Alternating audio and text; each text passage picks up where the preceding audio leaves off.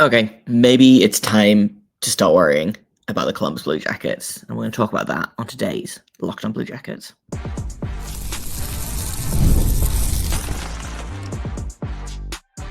You're Locked On Blue Jackets, your daily podcast on the Columbus Blue Jackets, part of the Locked On Podcast Network, your team every day. Hello and welcome to Locked On Blue Jackets, part of the Locked On Podcast Network, your team every day. I am, as always, your host, Jay Foster, here to give you the good, the bad, and the ugly, lots of that today, about your favorite team and mine, the Columbus Blue Jackets. Before we get started, I want to thank everyone for making this your first listen of the day every single day. Locked On Blue Jackets is free and available on all podcast platforms, on YouTube, and over on SiriusXM as well. I also have to let you know that today's episode is brought to you by Game Time. Download the Game Time app, create an account, and use code LOCKEDONNHL for $20 off your first purchase. Oh boy, that sure was a weekend of hockey, right? I didn't catch either game live. I watched them on repeat. I watched the VODs because, and quite frankly, I'm glad that I didn't stay up until 5 a.m. watching whatever that was the Blue Jackets decided to do this weekend. Tough watch. I'm sure it was even tougher to watch live. We're going to talk about the Ducks game. We're going to talk about the Kings game. We're going to talk about what the heck is going on with the Blue Jackets. And is there anything to take from this weekend that, like, hey, this is good, actually? And there is kind of like a couple of things, but I am wary of talking about them, but we'll get into that. I want to talk about the Kings game first because this was the one that of the three. And let me start off by saying, and I tweeted about this yesterday. It is inexcusable in the year 2024 to walk into California as an NHL team and come away with 3 losses. The Sharks are going to be a lottery team. The Ducks are going to be a lottery team. Like, lose to the Kings, fine, whatever. Losing to the Ducks and to the Sharks in the same week, I think, is inexcusable. Like, but yes, you got goal lead. It's especially in the Sharks game. Yes, you kind of got goal lead in the Ducks game as well. Like, I don't know what to tell you. Find a way to win. That's what they were doing at the beginning of the season, you know. And again, we talked this season about how this team looks so different to last season. This weekend, I saw a lot of last season in this team, which does worry me. I'm not gonna lie. Not it's not like an exact copy. I think there are things that we're seeing, like the team is playing fine. They're playing structured hockey, which is is a far sight from whatever they were playing last season. It's just not good enough, and like we talked earlier in the year, the Blue Jackets are finding ways to win games. They're taking advantage of goalies playing poorly. They are shooting the lights out. What happens when that shooting percentage falls? What happens when you run into a hot goalie? This is what we're starting to find out, and that's why they're on a 5-game losing streak at the minute. They've got Seattle tomorrow. We'll see how that goes. But as of right now, I don't have a ton of confidence in the team, which, we went, I think was after the Islanders game. We did a quick little live show and we talked about how, hey, do we have confidence in this team? Do we have confidence in this team's goaltending for the first time in a billion years? And the answer was yes then. However, the Blue Jackets haven't won a game in the month of November yet, and it's November 11th right now. So it's not looking great. They're not like in real trouble yet. I'm just pulling up the standings. But they are 5-7-2 with 14 games played so far, 429 win percentage. They've been overtaken by the Penguins. They've been overtaken by the Islanders. They're extremely good goals for per game has dropped to league average. Their goals against has plummeted. Like, they're just... In October, it felt like everything that was going right went right. Right now, it feels like everything that's going wrong is gonna go wrong. Like, they're not getting any of the bounces. They're not getting any of the benefit of the doubt. Like, pucks that have no business going in the net are going in the net, and pucks that they're shooting are not going in the net when they should be, and it's it is frustrating to watch. I imagine it's frustrating to play. I don't think that it's a case of, well, first of all, I don't know what panic button there is to press. Like, what do you do? The team is what it is, I think bringing in Dante Fabro is an interesting choice. I'll be curious to see what happens with specifically David Jiricek in this situation. If you ask me, send him to Cleveland and just let him go down there. I see a lot of people kind of like wringing their hands about like, if you send him to Cleveland, he's going to have a tantrum and demand a trade, and all of this stuff. The one thing about, and maybe this is just because I haven't seen it on Twitter yet, but like about Jiricek specifically is if there was a problem, I feel like we'd know about it because his agent is not shy of saying things. His agent is Alan Walsh, famously put the picture of Marc-Andre Fleury out there with the sword in his back when the Golden Knights basically sent him to Chicago for a smile and a high five. I don't know. Future considerations, a 7th-round pick or something stupid like that. But the fact that we're not hearing from Alan Walsh about this makes me think that probably we are overreacting a little bit about the worry with Jiricek. Also, he's not even 21 yet, I don't think. I think he turns 21 soon, but not like real soon. He's still young. You look at young defensemen in this league, sometimes not all of them are going to be amazing immediately. Very, very few of them actually are going to be amazing immediately, and I think probably the best comparison right now is Simon Nemec, who was drafted 2nd overall in his in the same draft year as David Jiricek. They were the top 2 defensemen. I personally like Jiricek a little more, and I still do. But there was a lot of which one would you go for in this situation? Nemec went 2nd overall. Jiricek went 6th overall. Nemec has played 9 games with the New Jersey Devils this season, has been healthy, scratched a bunch, has 1 assist in those 9 games. I believe got sent down to Utica fairly recently. Has played 2 games, 0 points. And this is on the back of playing 60 games for the Devils last season, So, A, development is not linear, and B, I don't see anyone kind of wringing their hands about Simon Nemec, which is really interesting. I don't know if that's just the Columbus Blue Jackets effect of, we saw it with Kent Johnson last year when he was struggling. It was very much a case of, oh, Kent Johnson's unhappy in Columbus. Let's try and pry him away from there, So I don't think there's anything to worry about with Jiricek, which is not where I was going with this tangent, but I do think is worth mentioning. If I'm wrong, I'm wrong. But right now, I'm not like sitting here thinking, man, are we going to trade David Jiricek? Are we going to trade David Jiricek? Because I simply don't think that they're going to do that. Like, why would they? They have no reason to. They simply don't. Send him to Cleveland, let him build some confidence down there. Stop throwing him in and out of the lineup and stop pairing him with Jack Johnson and let the kid play, which we'll talk about Jack Johnson in a minute, I'm sure. But that pairing doesn't work, and it's not going to work.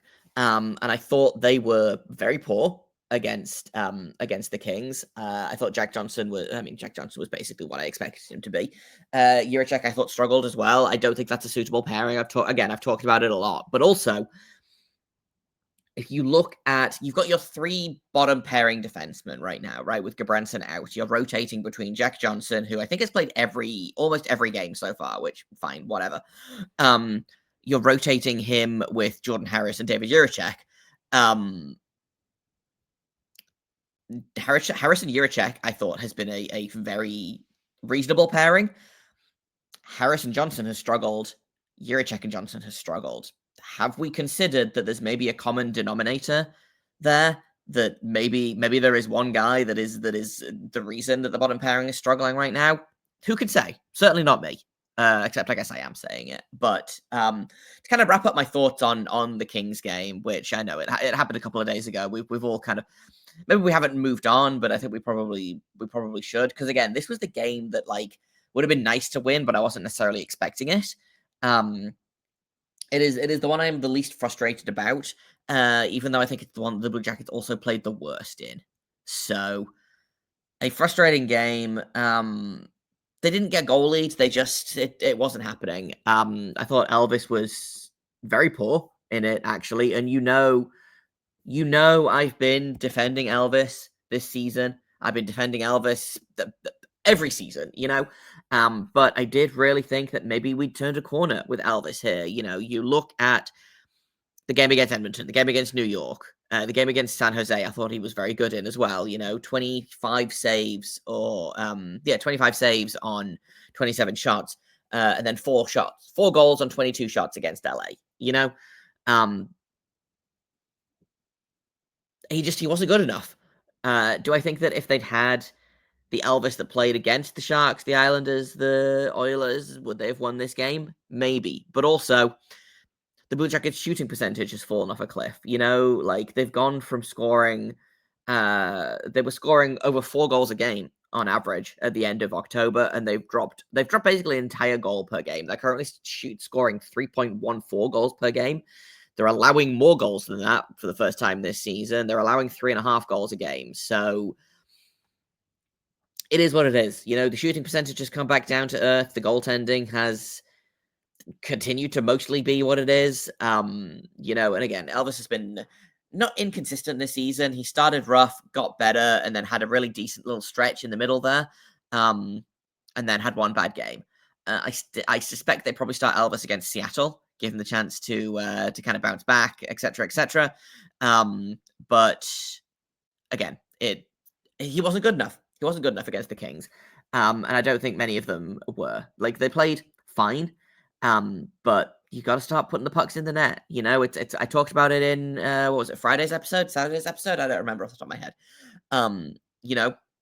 You had scored. God, what was it? 5 goals in the last 3 games. 7 in the last 4. They scored 2 goals against the against the Kings, and then they scored another 2 goals against the Ducks. So that's another 4 goals. So that's 9 goals in the last 5 games, if I'm doing my calculations correctly, which I may or may not be. There's just no way to know. Math on the fly in this podcast is simply not going to happen. It's rough when the shooting percentage takes a dive and the save percentage also takes a dive, but everyone needs to be better in the Kings game. That's just kind of how it is. That was the most frustrating game of the California swing, I think.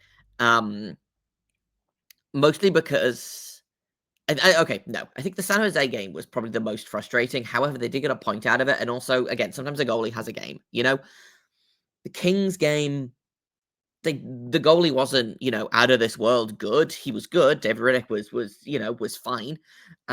He wasn't made 49 saves and assisted on the game winner. Good. This felt like a winnable game that got away from them. Frustrating. Gonna take a quick break. When we get back, I want to talk about the Ducks game because that was annoying for a different reason. So we'll talk about that in just a second here on Locked On Blue Jackets.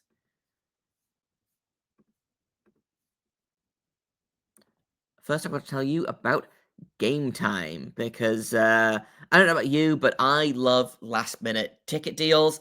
I quite often will finish work and I'll be like, hey, let's go do something. I'll turn on Game Time. I'll see what they've got. And it's not just sports either. They've got concerts. They've got theaters. They've got anything that you need a ticket to get in through the door. Comedy, live comedy you can get on Game Time. Like NASCAR. Is NASCAR technically a sport? I guess. Technically, yes. However, you can get tickets for that on Game Time as well. They've got great deals for basically anything you can think of. It is cheaper than other ticketing services. It is easier to use than other ticketing services. They've got all-in pricing, which you can toggle this option on, and it shows you the total up front with no surprise fees at checkout, unlike some other apps that will remain nameless. You can get a panoramic view from your seat in the app before you buy. They've got the low price guarantee, which means if you find tickets in your section and row for less, Game Time will credit you 110% of the difference, and your purchase is covered with the most flexible customer service policy in the ticketing industry. So go ahead and take the guesswork out of buying tickets with Game Time Picks. Download the Game Time app, create an account, and use code LOCKEDONNHL for $20 off your first purchase. Terms apply. Again, create an account and redeem code LOCKEDONNHL for $20 off. Download Game Time today. What time is it? Game time. I also have to tell you about Prize Picks. And what is Prize Picks? Well, Prize Picks is the best way to get real money sports action. With over 10 million members and billions of dollars in awarded winnings, Prize Picks has made daily fantasy sports accessible to everyone. All you have to do is pick more or less on at least 2 players for a shot to win up to 100 times your cash, so you can run your game all season long on Prize Picks. Prize Picks has all kinds of fun stuff. You can sign up today and play a $5 lineup, and you're going to get $50 instantly when you play. You don't even need to win. Just put $5 on, and you're going to get $50, and you can do that. That's another $10 $5 lineups. So you can, make some hot takes. You can predict. You can have some fun with it. Do you think, for example, Mathieu Olivier is going to get more than a goal and a half this week? Do you think that Elvis is going to get over 35.5 saves against Seattle?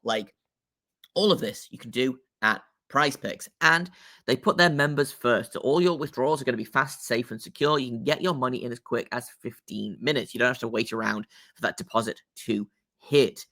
Download the app today. Use code LOCKEDONNHL to get $50 instantly after you play your first $5 lineup. Once again, that is code LOCKEDONNHL to get $50 instantly after you play your first $5 lineup. Prize Picks. Run your game.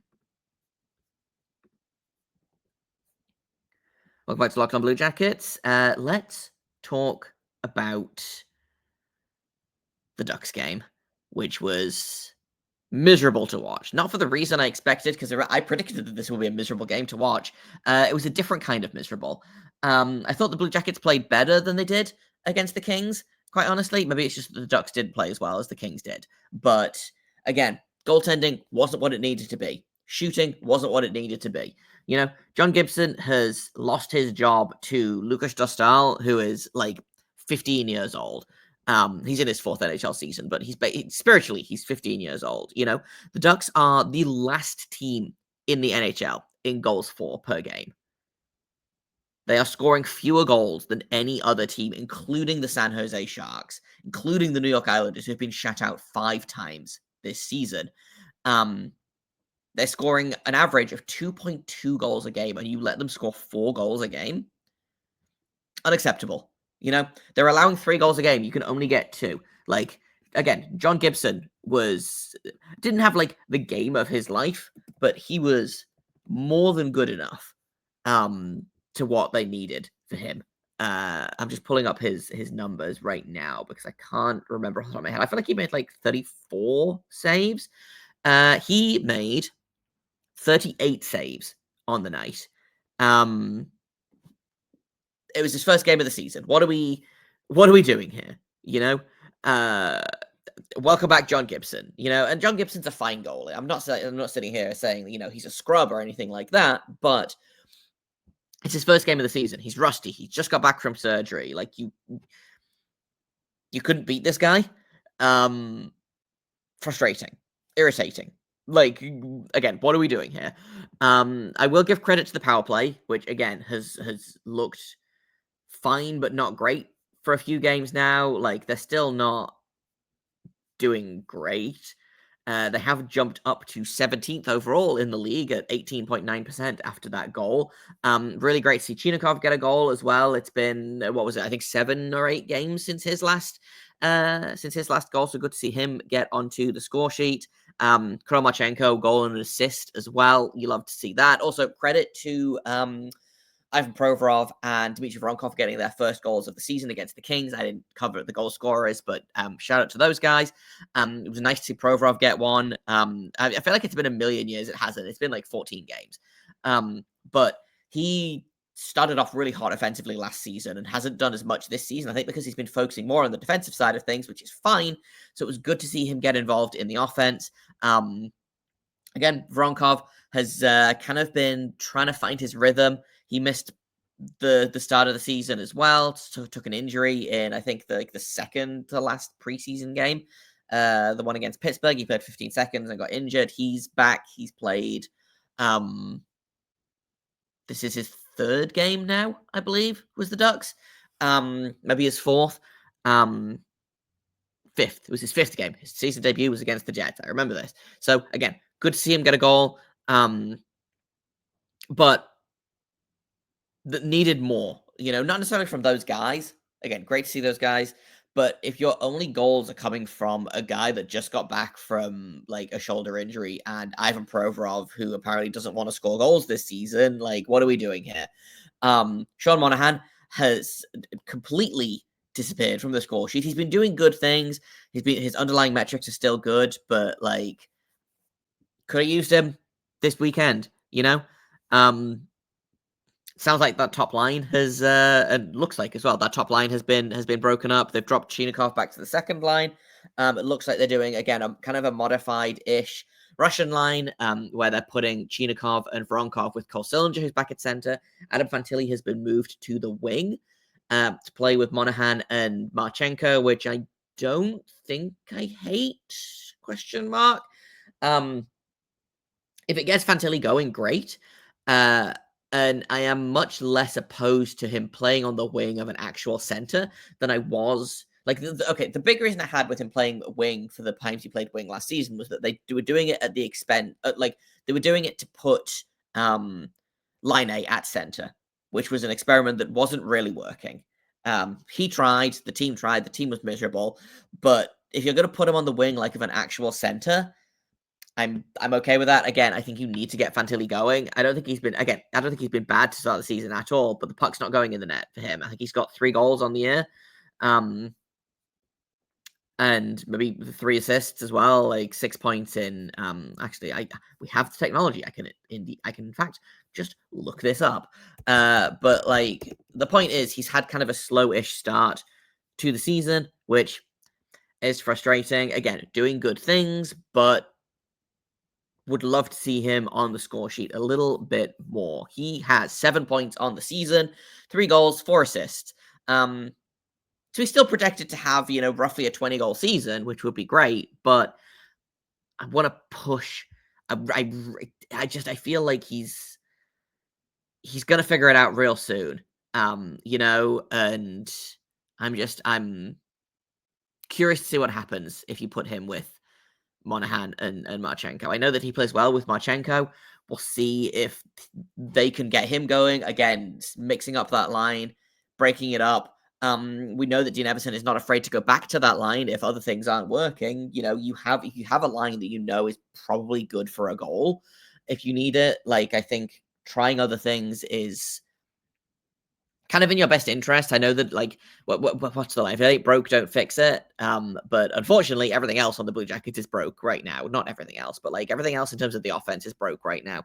So let's see if they can get Fantilli going. And honestly, once they get him going, they might be able to drop him down a line, and he'll just kind of keep motoring away. We'll see. That's kind of what I'll talk about next, actually, is I was going to talk a little bit more about the Ducks game, but frankly, I don't want to. It sucked. It was miserable to watch. I'm glad that it's done. And now we move on. They fly up to Seattle probably today. They're going to play the Kraken tomorrow for the first time this season. Kraken also not having a great start to the season. But I want to talk a little bit about, like, we're going to talk specifically about the Kraken in tomorrow's episode because we don't have time to do it today, really. But I want to talk a little bit in a minute about how you stop this spiral, because I feel like once you hit kind of a 4 or 5 game losing streak, you kind of get stuck in that loop. We saw it with the San Jose Sharks at the start of the season of you lose 4 games and suddenly you lose 5 games. And, before you know it, you go on a 9-game losing streak. And I'm going to knock on wood here. Like, I don't think the Blue Jackets are going to hit a 9-game losing streak. I'm going to knock on wood twice just for luck. But it's easy to get stuck in that, So I want to talk a little bit about what the Blue Jackets can do to kind of stop this. I was going to call it a doom spiral. I don't think it's a doom spiral necessarily, but like, they've got to do something to fix what's going on. So I want to talk about that in just a second here on Locked On Blue Jackets. First, I want to tell you about FanDuel because you can get your season started with a big swing on FanDuel, America's #1 sportsbook. Right now, new customers can bet $5 and get $150 in bonus bets if you win. That's right, you don't even have to pick the NFL, which is what it says. You can pick any sport, maybe not MLB because they're not happening right now, but like, I don't know, again, pick the Chiefs to win a game. Pick the Winnipeg Jets to win a game. If you put $5 on it and you win, you're going to get $150 that you can spend on whatever you want. And FanDuel Sportsbook app gives you everything you need to place live bets on the NFL and all those other sports all in one place. So if you get a hunch in the middle of the game, you can check out the latest stats, you can do live play-by-play, and so much more on the same page where you place your bet. All you have to do is visit FanDuel.com to join today. Place your first $5 bet, and if it wins, you're going to get $150 in bonus bets. That's FanDuel.com. Never waste a hunch. Make every moment more with FanDuel, an official sportsbook partner of the NFL. Welcome back to Locked On Blue Jackets. Let's finish off by talking about the Blue Jackets kind of as a whole, because I talked a little bit about like, oh, should we be panicking? Should we like and I did start this off by saying, hey, maybe it is time to panic. But the Blue Jackets are still doing okay. They're still on the right side of 50% for like things like expected goals percentage. They are not great not great. Like they're fine. Again, they're on the wrong side of 50% with like Corsi and Fenwick and things like that. They are currently scoring an expected goals for rate of 30.5, where they're an expected goals against of 30.2. So, you know, they are outscoring their expected goals. They're also out allowing their goals against, but like they're not getting caved in every single night, which is what we were seeing last season, you know, and that's kind of something that I've seen from a couple of other reporters as well. Is I get it; it's frustrating. I also get frustrated by this.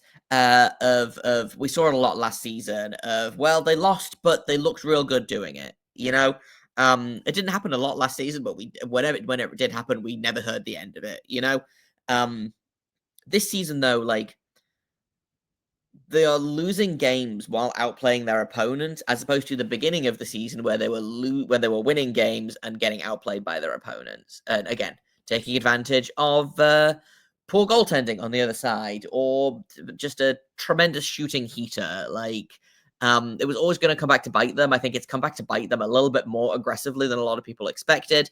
I want to remind everyone that they're playing with house money this season. No one expected this team to be good. No one expected this team to like be competitive, quite frankly. You know, I saw some people saying that they might not win 7 games all season, and they've already won 5 of them. So, you know, as long as they don't lose the next 60-something games and finish, like, again, with 7 whole wins, like, it's fine. They're already beating a bunch of Twitter experts. But the underlying stats are fine. They're not, like, Carolina good. Carolina, again, is on such a heater at the minute. They are blowing every other team out of the water. Even, like, teams like Winnipeg, you know, who are scoring a bunch of goals, but they are they're scoring a bunch of goals and they've got outrageous goaltending, but Carolina is just dominating in basically every single category here, you know. So they're not Carolina, but they're doing okay. You know, they are league average or above, or slightly above in a lot of things, you know. So like I don't know that there's any real reason to worry right now. If they start, you know,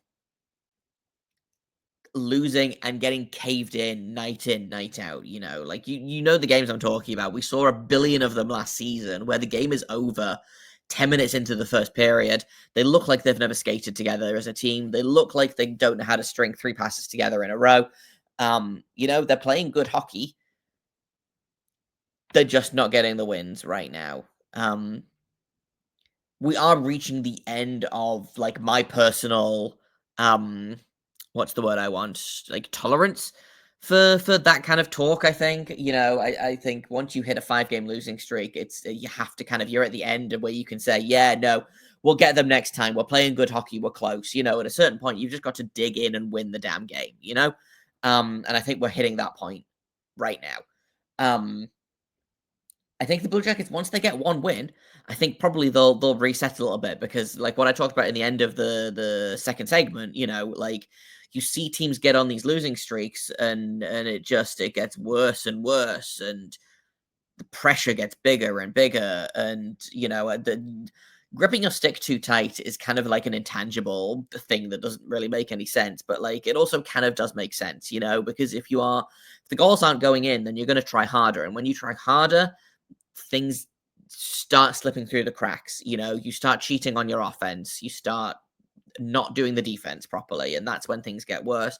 You overskate the puck, you're trying too hard, you're overcompensating, and it makes it even harder to score. You get in your own head about it. Like imagine that, but on like a team-wide level of everyone is overcompensating, everyone is focused on just getting this next win and doing their best and trying really, really hard, and it's all kind of falling apart. And then once it falls apart, you kind of enter this spiral. You see it all the time. Teams go down a couple goals early, and it just spirals and gets worse and worse and worse. Again, saw a lot of that from the Blue Jackets last season. We haven't seen a lot of it from them this season yet, knock on wood, but the potential is there. And so I know everyone knows what I'm talking about, because we saw this kind of thing last season, so if they can beat Seattle, I think that'll do a lot for like momentum and like not the vibe in the room necessarily, but I think it will do a lot towards like it'll feel good. They'll feel better about themselves. They'll finish the swing on a high. They have a couple days off after that, so they're playing Seattle tomorrow on Tuesday, and then I believe the fun is that they actually have a game against Pittsburgh on Friday, I believe. Let me just double check that. So that'll be, that's in Nationwide. So there's that, but like that's a fun game to come back to. Again, the Penguins struggling real bad this season. If they win in Seattle, I could imagine them coming home and again putting together a couple of wins in a row. If they lose to Seattle, I could see this extending on even longer. Because if you come into a game against Pittsburgh on a 6-game losing streak, you're gonna get stressed. You're gonna overthink it. You're gonna get worse. And the next thing you know, you're on a 7-game losing streak. So win against Seattle. Treat it as a get-right game. Seattle is definitely vulnerable. They are not the most terrifying team in the league, let's say, although neither were the Ducks, and the Ducks still did this to the Blue Jackets, I'm just pulling up what the Kraken look like at the minute. They are sitting near the bottom of the Pacific. They're 25th in the entire league in points percentage. They are 6-8-1 on the season, so just above the Blue Jackets. They were a point above the Blue Jackets, but have played an extra game. They are sitting at, in terms of goals for per game, they are sitting, again, right near the bottom. They are 19th. They're scoring fewer than 2 goals a game and allowing more than 3 goals a game. So, like, this game is there for the taking. I don't particularly think the goaltending is outrageous. In Seattle, I know Grubauer is out at the minute, injured. It's a winnable game, and I know that I've said that about every single game on this road trip right now. Like there was the Sharks game was winnable, the Kings game was winnable, the Ducks game was winnable, the Seattle game is winnable. Can they do it? We'll find out. We'll talk a little bit more about that tomorrow. We'll talk about the Kraken and like what they've looked like the past couple of games, who's showing up for them right now. We'll probably check in with our old friend Oliver Bjorkstrand, who I still miss. And that's all coming up on tomorrow's episode of Locked On Blue Jackets. Thank you for listening to this episode, for making it your first listen of the day every single day. We are free and available on all podcast platforms. We're over on YouTube. We're on Sirius XM. I have been Jay Foster. You can find me on Twitter at _Jacob Foster, JAKOBFORSTER. You can find the show at LO_Blue Jackets on Twitter for as long as Twitter lasts. Thank you once again for listening. And until tomorrow, make sure you stay locked on.